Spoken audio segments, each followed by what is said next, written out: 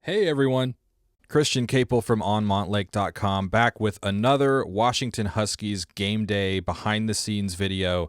This one from Washington's 24-6 loss to the number 1 ranked Ohio State Buckeyes last Saturday. If you like the video and haven't subscribed to the channel yet, go ahead and click that little subscribe button as well as the notification bell so you don't miss any of my videos taking you behind the scenes of UW football. The Huskies do host Oregon this year, so that game's definitely going to give this one a run for its money as far as overall atmosphere.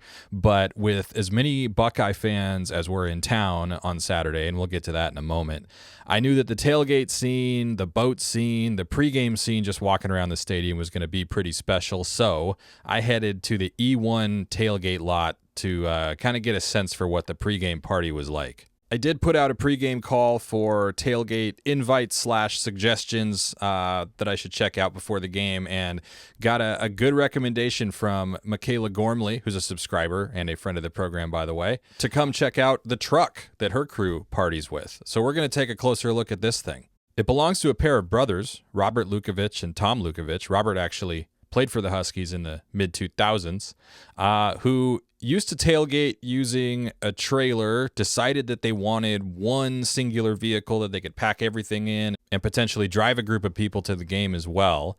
So they went and bought what used to be an old Mother's Cookies delivery truck and have spent the last 5 or so years outfitting it for tailgates. And that's where we really started experimenting with what can we do, onboard power generation, TVs, how could we make it the most compact, set up quick, stow quick, and get into the game, and at the same time have, I think, probably one of the coolest tailgates. It was rough inside. Yeah, it's pretty bad. It was set up to haul cookies, and ultimately we gutted the inside, started with the outside, and we've kind of worked our way in, added generator, propane, furnace, cabinetry, 3 TVs, seats out of a Ford Transit. Yep. So we're legally able to seat 6, and we've done it to drag it across the U.S. I think BYU might be the furthest that we've done, and went to Provo, and they had no idea what to do with us when we got there.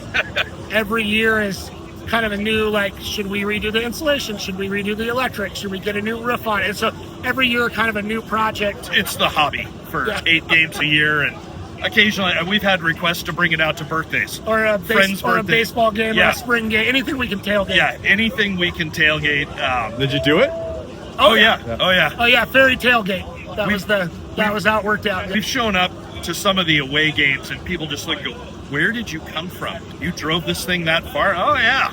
And I mean, truth be told, it'll do over 90, which is a little scary in a shoebox. I asked each of the brothers to name their all-time favorite tailgate as well. I'm going to say Oregon State.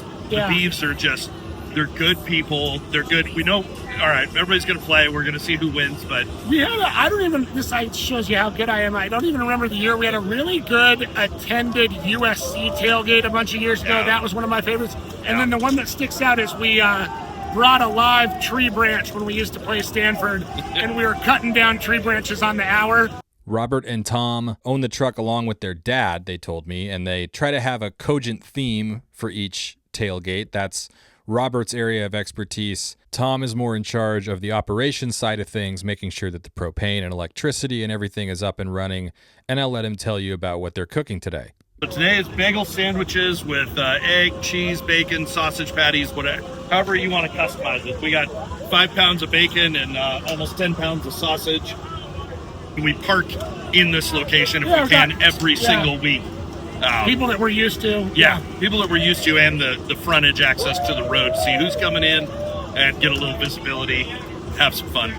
From there, I started making my way over to Montlake Boulevard for the dog walk, for the team arrival, the bus arrival, outside Heck Edmondson Pavilion, as I've shown you after Washington's first couple home games this year. A lot of Buckeye fans on the way there. Gave me a chance to walk past the newly completed men's and women's basketball operations facility, hoping to get a look inside there pretty soon. You've seen some video come out from the athletic department itself. And then there's Jedd Fisch, the first to get off the bus, of course, as he always does, before the rest of the team gets ready for their biggest game of the season so far. As you see some offensive linemen get off the bus there, Carver Willis, Zach Henning, John Mills. There's a look at Damon Williams Jr. Listening to some pregame music before they head into the stadium. That was my cue to go check out Husky Harbor, which, again, I don't always do. I showed you what the boat scene looked like before the season opener against Colorado State. It was a little bit busier for Ohio State, and yes, there were a lot of folks in scarlet walking around down by the water. If you're a fan of a Big Ten team and you get a chance to come to Seattle, Washington, you get a chance to come watch a game at Husky Stadium, this is sort of a must stop, right? You got to go see what the sailgating scene looks like. The docks were packed. For as much as Ohio State has that Washington doesn't, and we saw some of that show up on the field, certainly, this is one thing that Washington has that you see even fans from Michigan, from Ohio State, from LSU, from Nebraska, when they come out to Seattle are pretty blown away by it. And this was really a perfect afternoon for it. It was a little bit overcast, as you can see in the video, but by kickoff, by 12:30 p.m. Pacific time, it was sunny, it was warm, and really a great day for a big-time game at Husky Stadium, which this certainly was. There are a lot more boats out there in the distance, by the way, that you can't see. I'll show you what the view looked like from the press box a little bit later. The water was absolutely packed. From there, I wanted to head up to the press box to get ready to cover this game. Definitely noticed this was about 2 hours before kickoff. A lot more foot traffic, a lot more people already lining up to try to get into the stadium. I noticed that among the early arrivals, there was a lot of scarlet. Ohio State fans get into the stadium a lot earlier than Washington fans. Might be something Husky fans could learn from. Just a suggestion. There's your shot of the boats as promised from the press box, as well as some of the activity going on in the zone down below there, and some of the tailgate scene out the window of the press box. There were not quite this many people in the parking lot for Colorado State or UC Davis. Definitely more people in the concourse as well as I made my way down to check out some of the scenes pregame on the field. It's usually a lot emptier than this far before kickoff.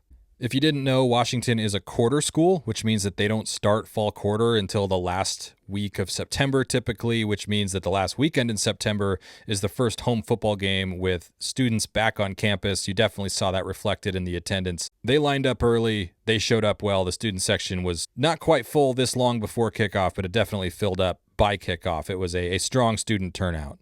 As here you see Jedd Fisch coming out onto the field and saying hello to a fan, and then a handful of Huskies players coming out of the tunnel to do some early warm-ups. And before they do, you can see starting center Landon Hatchett there with the long flowing hair, giving a little bit of a pregame pep talk to his teammates. Couldn't quite get close enough to hear what he was saying, but probably would have been some good audio there. Anyway, that's the centers, tight ends, running backs / kick returners, and quarterbacks who go out first, as always, for early warm-ups. Here's an up-close shot of Damon Williams Jr.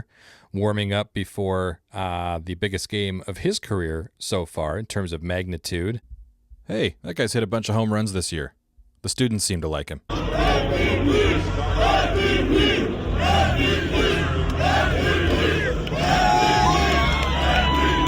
Cal Raleigh was, of course, joined by Julio Rodriguez, Brian Wu, and Emerson Hancock. They were the ceremonial sounders of the siren before this game, and Cal dropped another F-bomb on the microphone, which is becoming something of a tradition for him. Okay, so you couldn't hear it super well in that clip, but you'll have to take my word for it, and also take the word of the crowd that roared pretty loud in response. Here's a shot of the rest of the team coming out of the tunnel for final pregame warm-ups, and though it didn't come through real well on my phone, this was a fun touch here. If you're familiar with the Twitter user UW Animal and the highlight videos he puts together, if you're not, I'm not going to bother explaining it. You can Google UW Animal on Montlake and read a column I wrote about it a couple years ago, by the way. They were playing his highlight video on the Jumbotron. Pretty cool. I'll show you a look here of Washington's defensive backs warming up before the game. Of course, this group did not include top cornerback Tacario Davis, who missed a second consecutive game with a rib injury. Too bad. Would have been fun to see him go up against Jeremiah Smith and Carnell Tate. A look also at Washington's linebackers warming up. You see a shot there of Buda Alukta, who's now out for the season with a leg injury that he suffered in the Apple Cup. But they did get number 9, Jacob Manu, back from an ACL injury of his own that he suffered nearly a year ago playing for Arizona. This was his first start of the season, and he should help shore up the depth there going forward.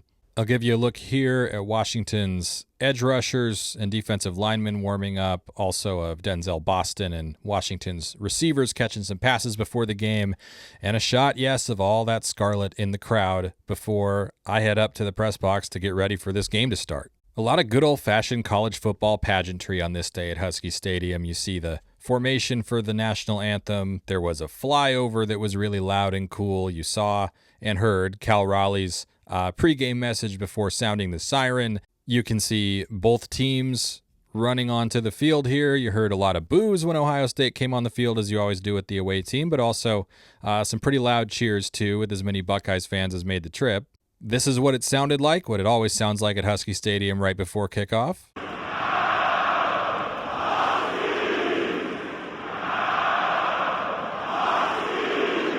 Just a brief thought on the crowd. I know some Husky fans don't like seeing anybody not wearing purple at Husky Stadium for a game, let alone 15,000 or whatever visiting team fans wearing scarlet and gray.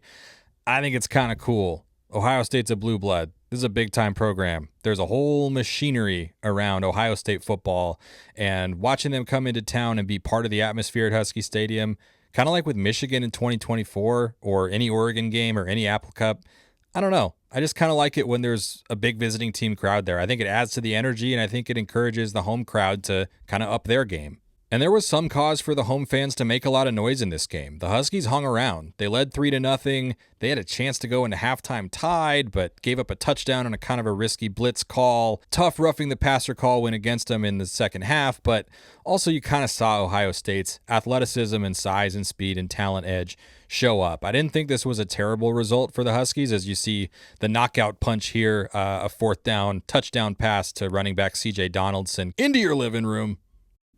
Say hello to number 17, Devin Bryant, right there. Some red zone issues for Washington in this game. 3 trips inside Ohio State's 20-yard line produced only 6 points. They failed to finish. They moved the ball okay at times, but they also gave up 6 sacks. I thought Ohio State did a really good job containing Damon Williams Jr. He did a good job throwing the ball. I mean, you saw him make some pinpoint throws, especially to Desmond Roebuck and Omari Evans down the field.